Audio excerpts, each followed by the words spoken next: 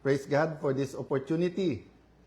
Mga ka-Facebook, family ko sa Facebook, dito po sa Luzon, sa Visayas, sa Mindanao po, na binisita po natin ang mga taga Davao, Sarangani, at Jensan yesterday. At syempre po, parating special mention ang mga talagang nagmamalasakit, hindi lang sa ating ekonomiya, hindi lang sa kanilang pamilya, pero sa ating buong bansa, ang ating mahal na mga OFWs. Magandang hapon po sa inyo ngayon. Sa pagbati po natin ng magandang hapon na ang ating pong topic today, pag-usapan natin ng konti yung impeachment process para bago to mag-umpisa in almost more or less 2 weeks from now, medyo mas familiar na po tayo lahat. Pangalawa po, yung mga issues surrounding the Blue Ribbon Committee and yung ibang statements po na ginawa ng ilan nating mga opisyal, maging si Senator Lacson, maging si Senate President Win Gatchalian, or si Blue Ribbon Chairperson Erwin Tulfo. And then, today is a special day sa Pamilya Cayetano. Ang tawag po namin ay everlasting life anniversary. No? Kasi tayo'y naniniwala, when you are in Christ, you have everlasting life. So, nung binawian ng physical na katawan o ng buhay yung katawan ng aking ama dito, naniniwala kami, yun ang birthday niya in heaven. So, ano yan, June 24. Tagal na po, 23 years. Parang sobrang tagal, pero syempre, dun sa mga nagmamahal sa kanya, parang kahapon lang, no? So, let's start with a biblical principle, no? Ang purpose po natin in saying verses ay dalawa. One, I want to communicate that in everything we do, napaka-importante na kasama yung ating creator. Yung creator or yung manufacturer, siya nakakaalam ng purpose ng bawat isa. So, ang nag-manufacture or nag-create ng Toyota o Mitsubishi o BYD, siya may karapatan maglabas ng owner's manual o kaya ng user's guide, di ba? Ang nag-create ng iPhone, Samsung, Huawei, lahat ng napakagagandang mga cellphone, di ba? Yung user guide niyan, or yung mga tips, or yung mga upgrade sa kanyang operating system, yung manufacturer nakakaalam. So ako'y naniniwala din, sa ating bansa, sa mundong ito, meron divine creator. So the second purpose is really not the verse per se, but the biblical principle involved, no? So, yung addressing myself to Christians, we believe kasi that the word is a living word, di ba? Ibig sabihin, hindi lang to aral sa eskwelahan, hindi lang to math or science or history. Living word to, it changes you. Having said that, even for non-believers or those who believe something different, or even kasi sa Christian community, di ba, napakadaming denominations, may major differences. For example, evangelicals at saka ang Catholics. But even yung Catholics, di ba, between yung Opus Dei at saka yung Jesuits, or ganun din sa evangelical, kung Pentecostal, kung Baptist, Presbyterian, di ba? Napakarami pong mga pagkakaiba, pero may core beliefs. And these core beliefs, I'll call them principles, di ba? Biblical principles. Kaya paulit-ulit po tayo na we can debate on opinions. Opinion yun eh. So, natural, opinion mo, iba sa opinion ko. So, pag sinabi ni Lani, mas gusto niyang ang suot ko ay blazer or suit. Pag sinabi naman ni Tintoy na, sir, mas gusto ko pag suot mo t-shirt lang na plain. Pag sinabi naman ni George, iba talaga jacket. Kita mo si Robin Padilla, ang gaganda ng jacket, di ba? So, opinion yun eh, di ba? Ang facts, dapat hindi tayo nagdidebate. Kaya nga fact yun eh. Ibig sabihin, yun talaga. Di ba? So, is the world flat or is it round? Nung wala pang way to prove it as a fact, some people said it's an opinion. Pero nung may iba ng scientific way, lalo na nung nakapunta na ng space ang mga tao, tapos nakitang bilog, it's a fact na bilog. But nowadays, pati ang facts, dinidebate. Kaya may alternative facts or may fake news pa nga kung fake talaga. That's why let's go to principles. And what principle do I want to apply today? Yung biblical principle na kung anong ating itatanim, yan ang ating aanihin. Or what we sow, we will reap, di ba? So, mula pa elementary or sa bahay, tinuturuan tayo na kung anong itatanim, yan ang aanihin. So, hindi ka pwede magtanim ng mangga, tapos santol ang iyong aanihin. So, there is a tragedy, yung school shooting and then yung stabbing. And although it's happened before yung stabbing, and although napapanood natin sa television, for example, na nangyari sa US, I cannot imagine, of course, the parents. I mean, remember si ate po lost a child a few months after birth, at sabi nga niya na no matter how people say, I understand, we feel for you, habang hindi mo naramdaman ay hindi mo masasabi. So, you know, I just wanna really pray for the parents, pray for the loved ones ng mga nasawi, and of course, ask people to, you know, to be sensitive, to pray for them. So, having said that, I also cannot say I can understand how the community feels, di ba? How yung classmates, yung mga na-trauma na bata, how the PTA, how yung mga homeroom teachers, how yung barangay, the barangay captain, everything it's just a shock to us, di ba? So, we have to reflect kasi kung anong tinatanim natin sa isip ng mga bata. So, isang lumabas na kasi yung mga violent na mga applications or yung mga napapanood sa social media. In a sense, hindi bago po yan kasi nung bata kami, kaya nga naban din yung video games and then may ilan mga cartoons na naban din. Kasi given naman sa atin lahat na garbage in is garbage out. But siguro ang gusto ko lang i-contribute sa discussion, nung araw kasi you may ask, bakit ibang-iba yung reaction kapag yung abuse ay nangyari sa bahay? So it could be any kind of abuse, di ba? Sexual abuse, physical abuse, it could be death, it could be injury. But bakit pag sa bahay, sa simbahan, or sa eskwelahan, grabe ang reaction ng buong, everyone, ng buong bansa, ng media, ng buong bansa. And dapat, hindi tayo pwede ma-desensitize diyan, hindi pwedeng maging normal yan. Maraming dapat hindi normal na naging normal na. That's why nga, I won't go there, no? But yung war on drugs, that's why nga yung mga area na drug-infested ay nag-resonate doon yung labanan ang drugs. Kasi nga, nung araw, parang siguro sa isang taon, isang beses lang mababalitaan na may 6-year-old or 3-year-old or 9-year-old na na-rape. O kaya yung sabihin na nagpatayan sa sariling bahay. Pero nung lumaganap talaga yung shabu, parang buwan-buwan, yung minsan mas madalas pa, may news ng heinous crimes o napaka-violent na crimes o napaka-karumal-dumal na krimen na hindi natin ma-explain. Ang problema nga, nanonormalize. So, and then na-explain, kaya normal kasi nga, yung shabu really causes violence. But hindi talaga pwedeng ma-normalize yung shootings, killings sa school. Hindi dapat ma-normalize ang kahit anong klaseng abuse sa churches at lalong-lalo na po sa bahay. So the reason po that we're more sensitive when it is schools, churches, or home is because this is the place where children should be safe. Di ba? Sa bahay, kasi nga, bahay mo yun eh. Di ba? Sino pang magmamahal sa iyo sa mundong ito, aside from God, kung hindi pamilya mo? Nanay mo, tatay mo, mga kapatid mo, kung sino man nasa bahay, di ba? Church din, di ba? Why do you go there? You go to church because all religions teaches there's something higher than us.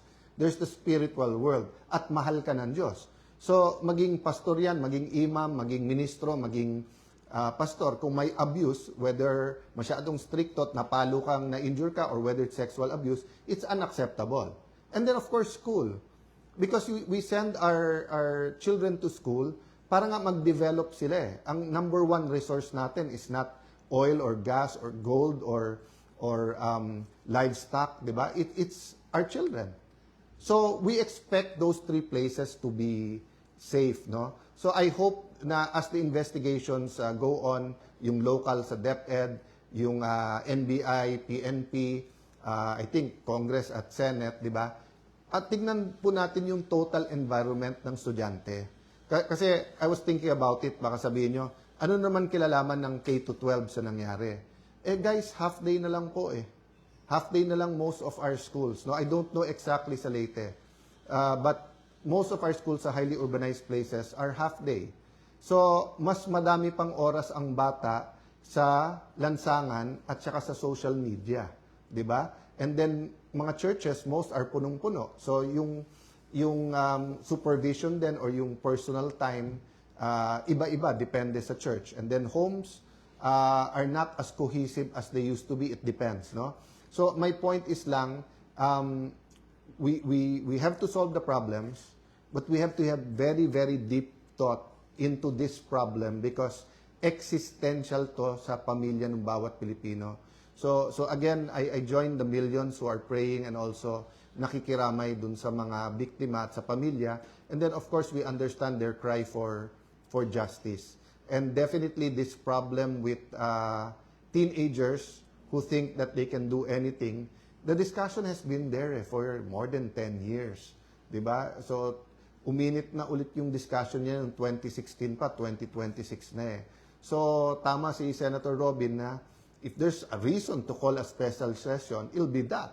'Di ba? So hindi po dahilan na wala pang members yung minority sa Committee on Justice because everyone can participate eh. Hindi naman kailangan yung botohan dyan eh. It's really getting to a consensus of what what law will be most proactive and relevant to us where we can protect our young people, not expose them to criminality, not treat them as hardened criminals, but also deter them and their parents from going into violence and violent crimes. No?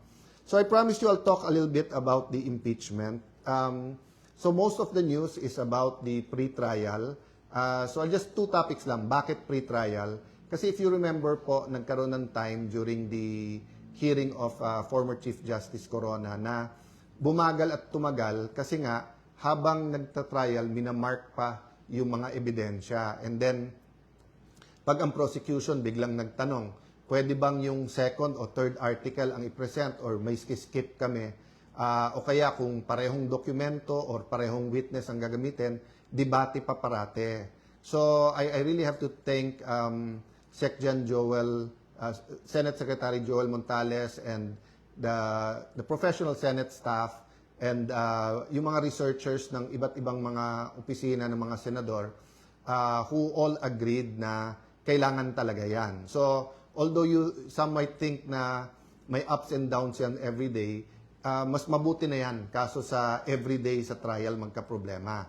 So having said that, the second point kasi I want to make, and I think this is the most important point in the trial, is yung political neutrality or yung impartiality. So all throughout history, ang issue parati sa isang korte is to be impartial. Impartial. Ibig sabihin po, walang kinikilingan, di ba? Hindi pwedeng umpisa pa lang A versus B, kampi ako kay B.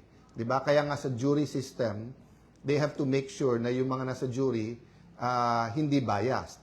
So supposedly sa system natin na may judge, sila dapat ay trained na kahit na may personal opinion or may feelings about it, they apply the law. 'Di ba? So for example, kung yung isang judge namatayan dahil sa drunk driving, pero ang batas natin, drunk driving 6 years lang, hindi pwedeng sabihin ng judge, 9 years ikulong yan. Kasi nga, kailangan niya sundin yung batas. But yung judge kasi is trained. So ang problema natin sa senator judges, we're not really trained as judges. Of course, some of us have been in other impeachment trials or whether sa House or sa Senate, so may konti ng experience. But still, ang layo sa training kahit na ng ating MTC or RTC judges, di ba? So, yung impartiality is very important. So, if you remember when we convened the court nag-oath taking, di ba? Nauna ako at pagkatapos nag-oath naman yung lahat ng senator. Makikita nyo po dito sa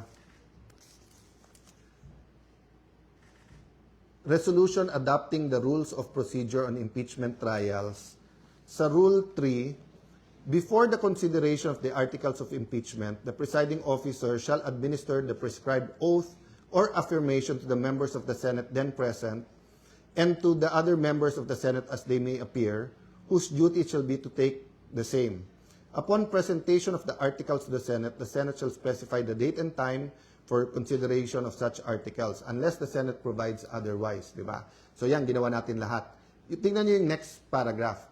Senators shall observe political neutrality during the course of impeachment trial.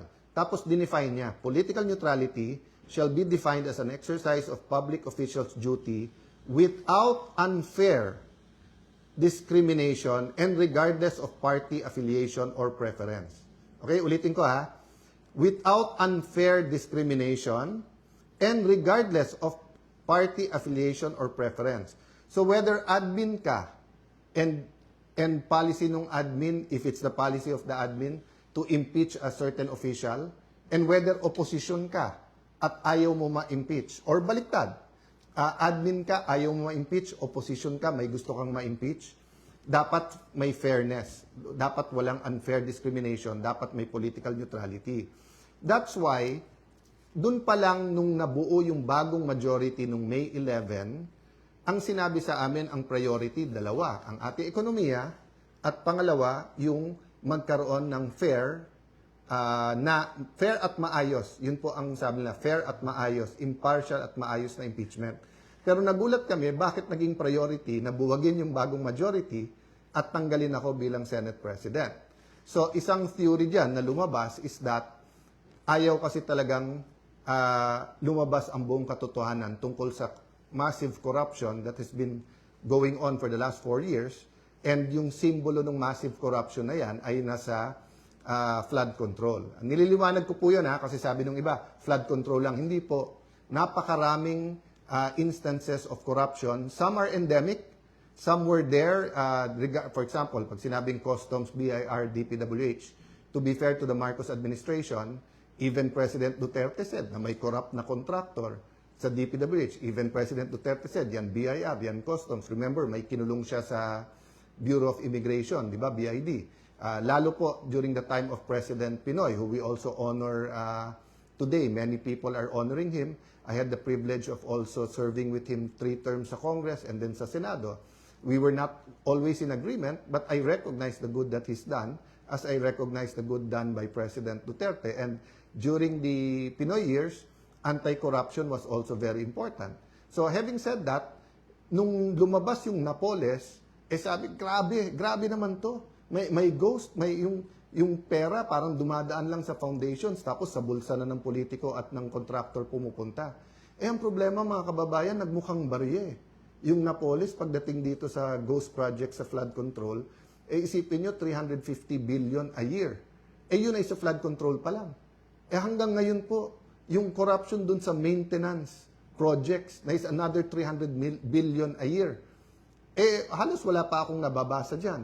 So, napakarami pa ho. So, statement po ni Senator Win, paraphrasing, pag may lumabas na ebidensya, pwede mag-hearing.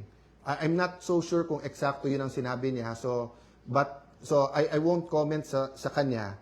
But yung sinabi po ni Chairman Erwin na iikot na lang ba tayo sa flood control?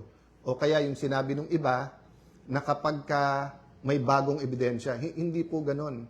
Pag nag-iimbestiga ka, ikaw naghuhukay. Ikaw nag-investigate. Ikaw nag-uncover. At kahit sino po sa amin mga senador, congressman, basta't neutral lang ho, neutral lang. Wag lang talaga maging alagad or aso or tuta ng Malacanang. Pwede po talaga nating bilangin Yung 18 former Marines, sinabi nila may mga kasamaan sila, active at hindi active. So, yung isang lane lang yon, yung mga bodyguards.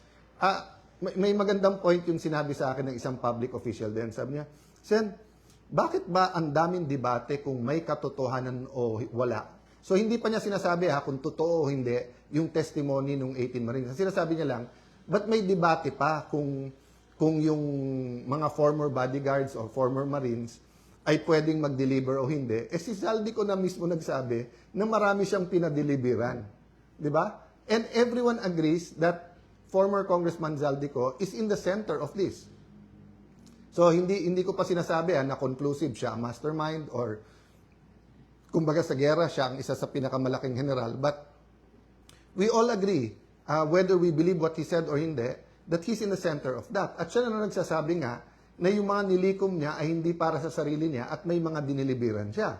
Ay imposible naman mag-isa siya nag-deliver. So, going back to my point, that's one area to follow. Okay, number 2, dami pang public officials. Ang dami na banggit.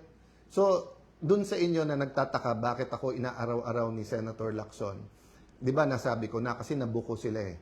So, kasi kung susundan nyo, hukayin nyo yung ibang mga video at mga statement ni Senator Lacson, dumating ang point, siya na yung sumasagot eh.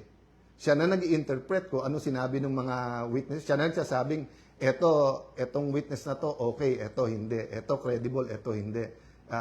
Kinausap daw niya si Yusek Bernardo. Nag-deliver daw, pero hindi sa Malacanang o hindi sa mga taga Malacanang. Kung hindi, or hindi sa First Family, pero dito dineliver sa mga opisyal na to. And then ayaw niya patawag yung mga opisyal na yan.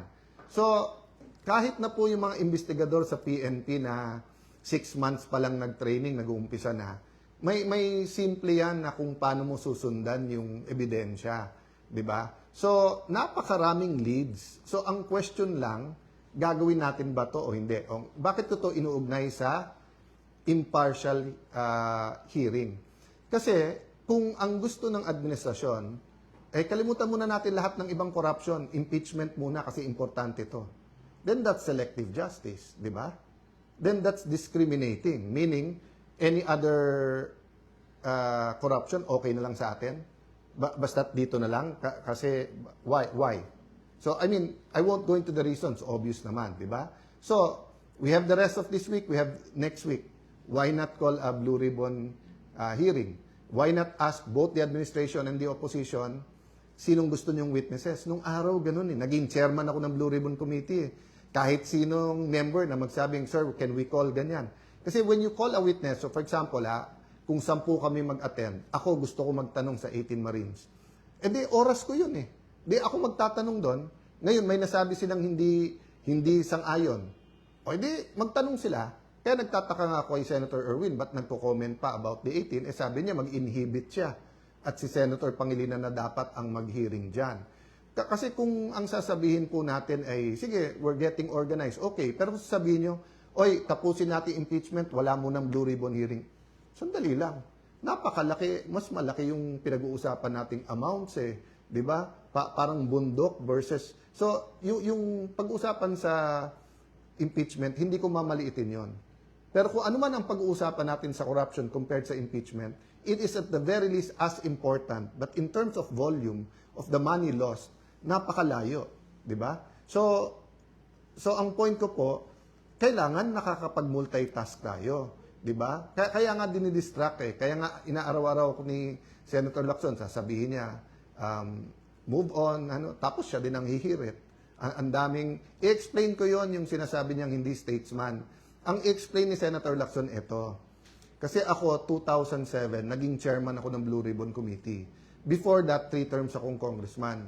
So, although nung congressman ako, nababantayan ko lang yung Blue Ribbon Committee, pero hindi naman ako nakapag-participate. But from 2007 until recently, nababantayan ko at active ako dyan. Halos lahat ng naging chairman dyan, sinusundan ng ebidensya. Halos lahat ng naging chairman dyan sa Blue Ribbon Committee. May reklamo ka man, hindi nila sasabihin committee de absuelto or iwa-whitewash, di ba? Pero during the time of Senator Lacson, kaisa-isa siyang chairman na obvious, dinidetermine ang direction ng committee. Siya na nagtuturo kung sinong guilty o hindi. Pati papunta sa DOJ, papunta sa ombudsman, di ba? Parang nagpapasahan. So, very, very clear yon, di ba? So, kung gusto niyo ng pampaputi, punta kayo kay Senator Lacson kasi magaling mag-whitewash. Baka may may pampaputi, di ba? So, yun ang kino-compare niya ako sa lahat ng naging Senate President. Sige, compare din kita. 'Di ba? Kay Senator Gordon, ang comment lang naman doon dati mag-chance din magsalita yung iba. Once si Senator Trillanes parang sinasabi, pero Senator Gordon was always open. Anyone can ask questions. Pag sinabi mo invite to, i-invite. Oh. Yung ibang naging chairman, Senator TG, maraming nagalit sa kanyang senador. Marami. Kasi nga yung Napoles, maraming tinamaan.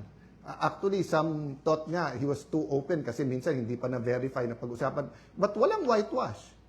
Baliktad, ang tingin ng iba, too open nga. Oh.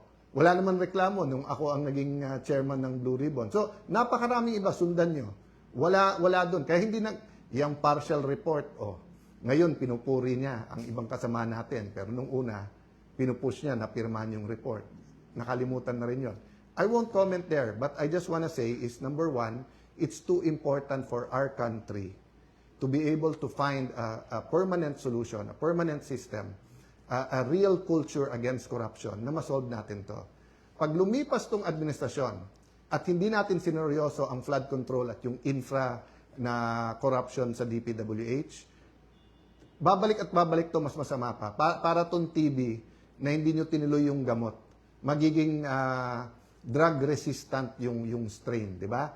So parating sinasabi po yon pag tinitreat yung tuberculosis na kailangan, kahit maganda na pakiramdam mo, kailangan mong tapusin yung gamot. Hindi pwedeng sa pangatlong buwan, medyo maganda na pakiramdam mo. Hindi. Ganon din po sa corruption. Minsan lang tayo malingat dyan, mabibinat tayo na mas malaki pa. Nangyari na eh. From Napoles to flood control, grabe po, di ba? So, having said that, I just want to mention this. We can't keep saying change, then we just change administrations, change presidents, change ombudsman, change Senate president. We have to change the political culture. We have to change our values. We have to change the foundations of what we call governance and values sa governance. So, I'm inviting everyone, total marami na tayo sa page na to. Kung may ideas po kayo, let's put together a Philippine agenda. I think yun po yung mali from EDSA 1 until present. Na kapag ka gusto natin ng revolusyon, inaano natin tao, sama-sama na tayo, magkaisa tayo, sama-sama na tayo. Pero pagka napalitan na ng leader, kami leaders, kami na lang magde-decide. So I think if we want a real change, first, we have to ask God, Lord, anong masamang ginawa at anong... Number two, we have to do it together. So, special mention ko lang yung Tindig Pilipinas. So, di ba, yung grupo nila, Kiko D, nag-file sa ombudsman. So, na-receive namin today. Kausapin ko pa lawyers ko, pero alam ko na, sinabi ko na sagot ko dyan. But I just want to congratulate them for doing the job for the administration. Alam ko naman na nung ginawa ko to, sunod-sunod na mga kaso ang pupunta sa amin. Sanay na kami dyan, di ba? Sinabihan yung mga senador, pag hindi kayo malis, kakasuhan, pagka hindi kayo... Basta, so, ang point ko lang, just remember who you are, Kiko. Di ba? Kiko D. Aquino ka, hindi ka Kiko D. Marcos. Di ba? So, don't get instructions from the administration. In fact, kung nag-volunteer kayo, then you're even doing them a favor. I know, meron kayong issue kay Senator Bato, so file the cases. File the cases. Di ba? Mismong DILG nagsabi nung nasa Senado yung si Senator Bato, walang warrant silang alam. Di ba? So, paano naging obstruction of justice? But I'll end there because I want to just spend a little bit of time to remind you what my dad stood for. No? So, maraming nagpo-post at nagpapasalamat naman ako sa lahat. And my dad was a fighter. He believed in education. Madalas niya sabihin sa amin na, Alan, Renren, Lino, Pia, I can leave you, sa house, sa money, pero mauubos yan. Pero the education, pag sineryoso nyo, walang makakaagaw sa inyo yan. Then, my mom's a teacher. My dad was a disciplinarian. So, there's so many things I can tell you about my dad and salamat sa mga nakaalala sa kanya. But the most important thing is, nung nagkasakit siya, he had an encounter, no? And he saw a light. Ang tawag nung iba doon, Damascus experience.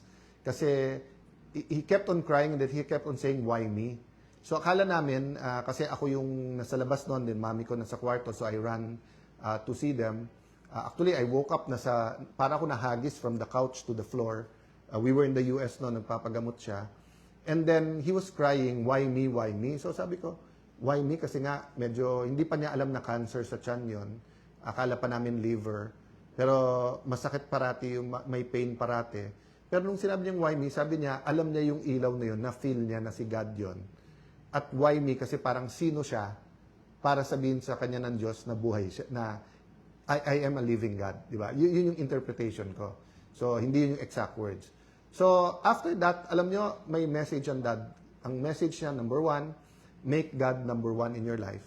And number 2, spend a little bit of time every day with God. So, sa dami ng pwede ko sabihin about my dad, I know if he was here, ang dami niyang gustong sabihin, pero ang uulit-ulitin niya yon na mga kababayan, mga kapatid, make God number 1 in our life. And then number 2, always spend time with God. So I have a week naman at hindi rin ako nakapag-post nung Father's Day. Medyo parang 10 years ako hindi migraine, but nagkamali ako. I drank grapefruit, citrus yon, so nag-migraine ako nung Sunday.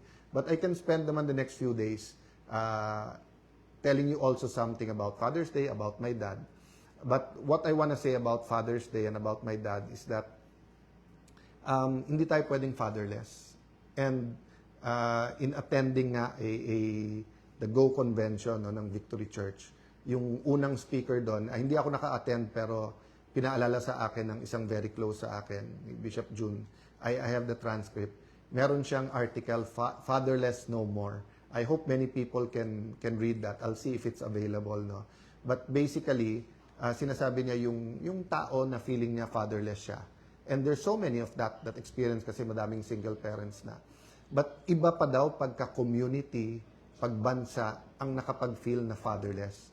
But we don't have to feel fatherless because we do have God the Father. And regardless of our belief, maraming nagdadasal Diyos Ama, di ba? So, now there are people kasi who have bad experience sa tatay. Whether in-abandon, whether abusive, di ba? Kaya, pag sinabi yung a father's love, doble yung pag-ulila nila, yung pangungulila, di ba? Double Kasi yung hindi ka naka-experience, tapos nakikita mo sa iba, na-experience sila isang father, nangungulila ka. Pero kung na-experience mo, tapos bad ang experience mo, hindi mo maiintindihan the father's love. So yun ang aking prayer this week na, di lang naman dapat one day ang Father's Day. Gawin na natin Father's Day, Father's Week, di ba? Na ma-experience natin ang pagmamahal ng isang tatay. So yan din ang reminder ko, maging lalaki o babae, ang barangay captain, ang principal sa school, ang director sa gobyerno, ang mayors, governors, sa ating mahal na Pangulo, di ba? Let's not let people feel that they're fatherless. So ngayon na may economic crisis, problema nung earthquake sa Mindanao, yung pong mga killings na nangyayari sa mga eskwelahan, nangyari po sa Ateneo basketball team, people are looking for a father, di ba? And sometimes you didn't ask to be the father, pero kung ikaw ay barangay captain, kung ikaw ay mayor, governor, ikaw ay presidente, ikaw ay head ng COA, ikaw ay head ng AFP, ikaw ay head ng PNP, people need a father. So sa ating pagdadasal at pagse-celebrate ng Father Day, let's also pray for the other fathers sa ating bansa. Kasi kapag naramdaman talaga ang pagmamahal ng isang tatay, mararamdaman mo yung protection, yung comfort, at saka kahit may uncertainties, alam mong may pangahawakan ka, di ba? So, let me stop there and hope, di ba, na despite lahat tong division sa ating bansa, man-navigate po natin yung Blue Ribbon Committee, yung impeachment, and then itong mga sunod-sunod na violent crimes na nangyayari sa ating bansa. Don't forget about our economy, ang pangangailangan ng ating mga magsasaka. Planting season ngayon medyo okay, but because of the Israel-US war, yung kakulangan ng fertilizer, additional problem. Even before the fertilizer may shortage at nagmahal, problematic na ang ating buong agriculture sector. No? And every administration has promised they'll do more. I honor the secretaries of agriculture. Many of them have done a lot. Pero napakarami pang pangangailangan ng ating bansa. And I fear that storm season is coming. Kita nyo po, konting ulan, baha, kaliwat kanan, di ba? I mean, again kung anong itatanim yan, ang aanihin. Nung pumutok yung flood control scam, yun na ang nabanggit na natin po yan, di ba? Na pagka hindi mo tinuloy yung ibang flood control projects, yung linis-linis lang, tapos massive urbanization, tuloy-tuloy yung pollution, climate change. So, yung dadating na baha, dadating na super El Nino, dadating na economic, sunod-sunod na problema. So, let's pray, no? For father of a nation, father ng schools, father ng mga bawat bayan at syudad, di ba? So, kailangan po natin yan. So, thank you for the time you spend with me dito. And thank you sa mga kapatid natin sa media. God bless you po.